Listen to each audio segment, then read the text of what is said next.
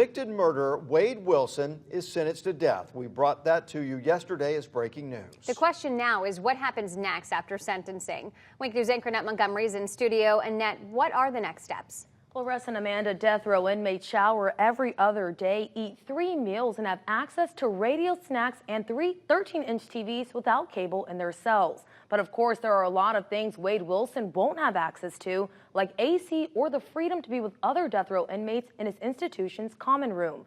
Now, for the families of the victims, they want Wilson to pay, and not in the average amount of time it takes for a death row inmate to be executed. What's next for convicted double murderer Wade Wilson as he heads to death row?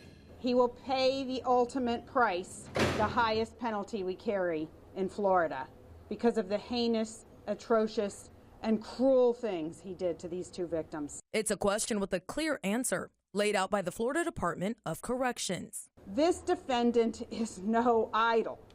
It is a disgrace, and it is pitiful to hold him up as such.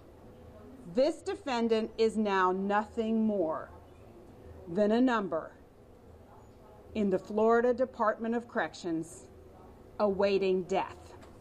Wilson will stay in his cell at all times except for medical reasons, exercise, visits, or media interviews.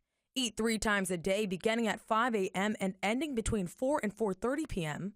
Wear an orange shirt to identify he's a death row inmate and only have pre-approved visits. At 30, he's older than the average age of offense for executed inmates in Florida, which sits at 27.4. The hopes and dreams of his life are already lost, but the human is still in there somewhere, tortured beyond what most of us can even begin to imagine. Taking his life will not bring back those 2 beautiful women. Please see it in your heart not to kill our son. That last-minute hope from Wade's adoptive parents, Candy and Steve Wilson, did not change Judge Nick Thompson's decision to hand down the death penalty, which led to a different kind of hope for the families of Christine Melton and Diane Ruiz. I will say that this will not be the last that Wade Wilson sees of us in a courtroom.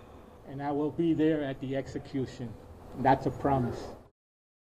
And under Florida statute, a death sentence is subject to automatic review by the Florida Supreme Court and disposition rendered within 2 years after the filing of a notice of appeal. Now, Wade's attorney told us yesterday he suspects this death sentence did not surprise Wade, and they'll wait for the answer to the appeal. Back to you.